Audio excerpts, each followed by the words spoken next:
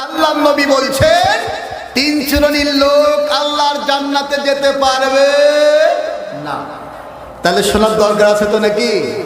এক নম্বর আল্লাহর হাবিব বলেন আল্লাহ আকুল বিল ওয়ালিদাইন, পিতা মাতার অবাধ্যচারী হবে যেই ছেলেটা, যেই ছেলে বাবার কথা মানল না, মার কথা মানল না, বাবা মা তারে কন্ট্রোলে আনতে পারল না, মা বাবার অবাধ্যচারী যে সন্তান হবে। দুই নম্বর আল্লাহর হাবিব বলেন অদায়ুস, যেই হলো অদায়ুস, যার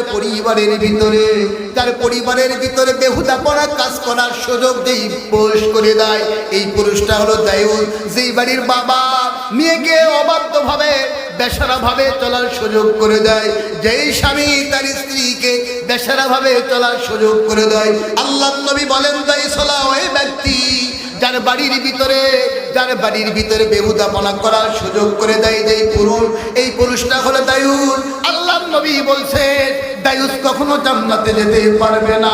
আল্লাহর হাবিব বলেন রিজলাহুন নিসাই, আর ওই নারী কখনো জান্নাতে যাবে না যেই নারী পুরুষের বেশ পোশাকগুলো ধারণ করবে। আমার মায়েরা বোনেরা, আল্লাহ নবী বলছেন যেই নারীগুলো পুরুষের পোশাক পরবে, পুরুষের অনুকরণ করবে, ওই নারী আল্লাহর জান্নাতে যেতে পারবে না। যেই পুরুষ তার বাড়িতে বেশারাত কাজ হওয়ার সুযোগ করে দেয়, বেপরদা মতো চলার সুযোগ করে দেয়, পাপের কাজ করার সুযোগ করে দেয়, এই পুরুষ জান্নাতেই যাবে না।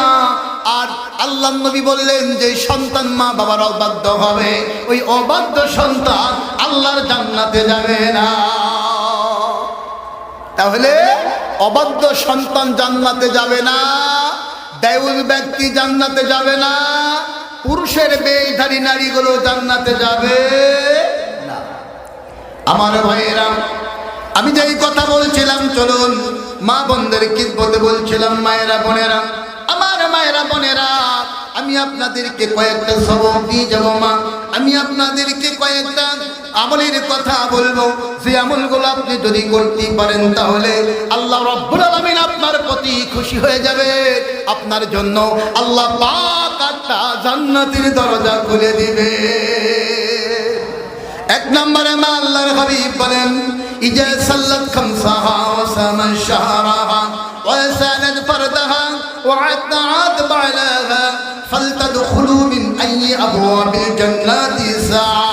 আল্লাহ নবী বলেন যে নারীটা 5 ওয়াক্ত নামাজ কন্টিনিউ করবে, 5 ওয়াক্ত নামাজকে ছাড়বে না, রমজান মাসে 1 মাস ফরজ রোজা ছাড়বে না, নিজের সতীত্বের হেফাজত করবে, পর্দা নিষেধ হবে, যার স্বামী রয়েছে স্বামীর খেদমত করবে। আল্লাহ নবী বলেন এই 4টা আমল যেই নারী করবে, এই নারীর জন্য কিয়ামতের দিন আল্লাহ রাব্বুল আলামিন 8টা জান্নাতের দরজা খুলে রাখবে।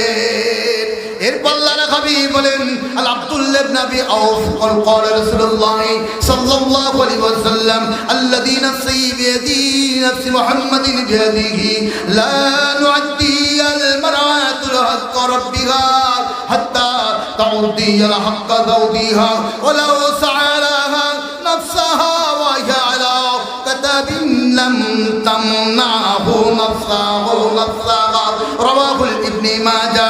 হযরত আব্দুল্লাহ ইবনে আবি আউফ থেকে হাদিস খানা বর্ণনা করা হয়েছে।